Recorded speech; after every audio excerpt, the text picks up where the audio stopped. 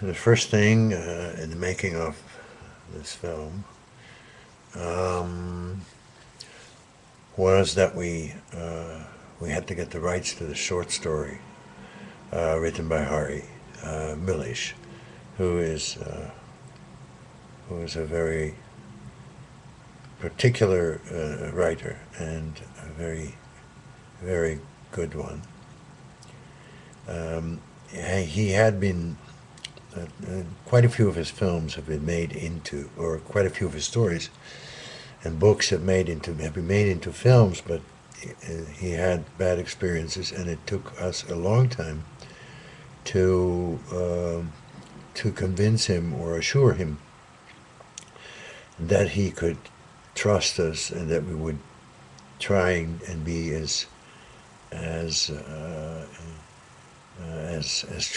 truthful to the story as we could. But in the end, he decided he would give it to us. So after we got the rights, we found ourselves basically with a storyboard that was made by Eric Lisa, my partner, and and the text of the novel, and that was it. The script wasn't quite there yet, and we didn't quite know how to make it anything else for that moment as a sort of almost a voiceover story with pictures over it or underneath it, however you want to look at it.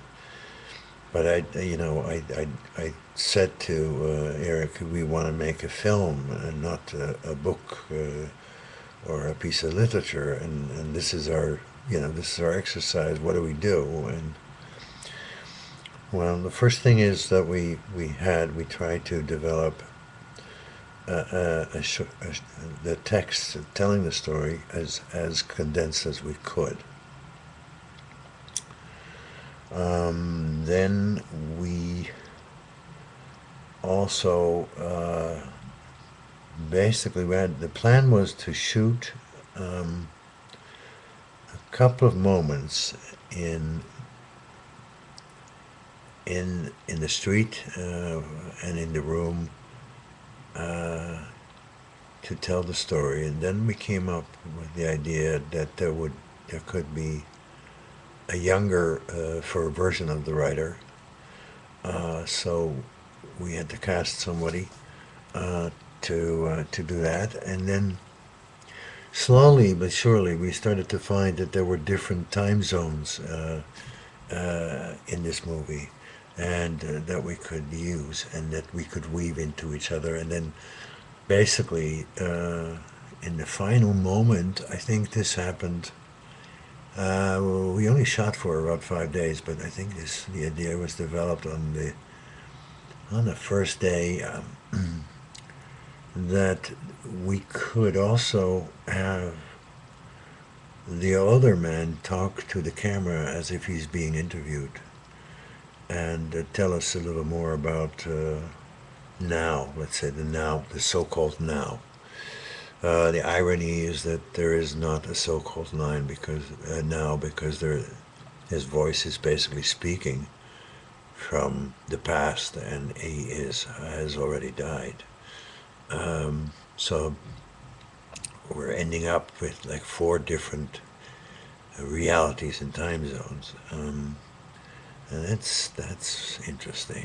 We thought, and then we did decide on the anamorphic, basically frame, basically to show the emptiness of the room and everything. And we also from the start, I think we decided very quickly.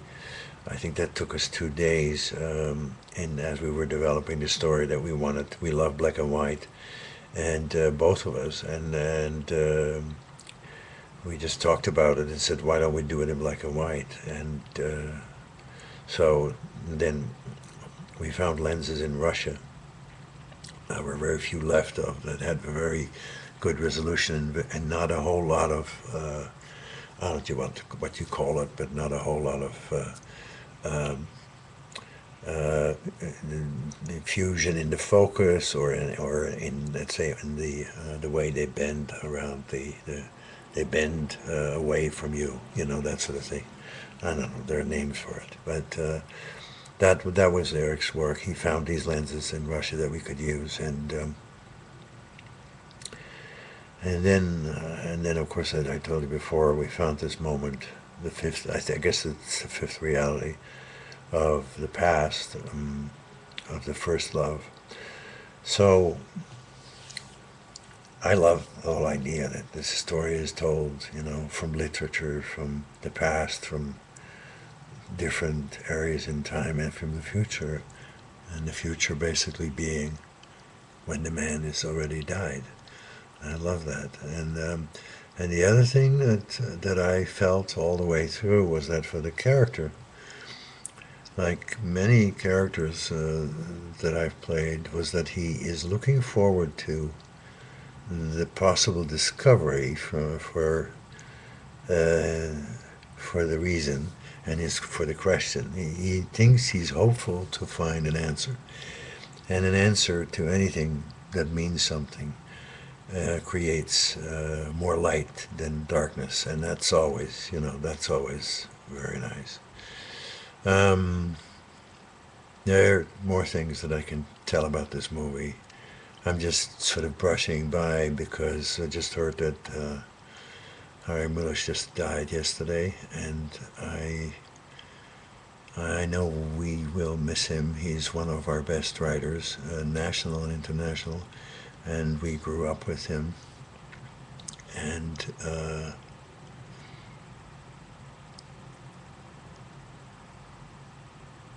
thank him for being such a good man, too.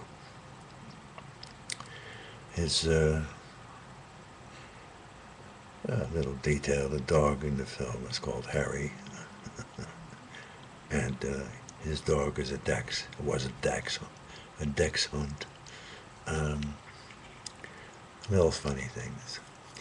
Goodbye, Harry. I hope you're in a good place.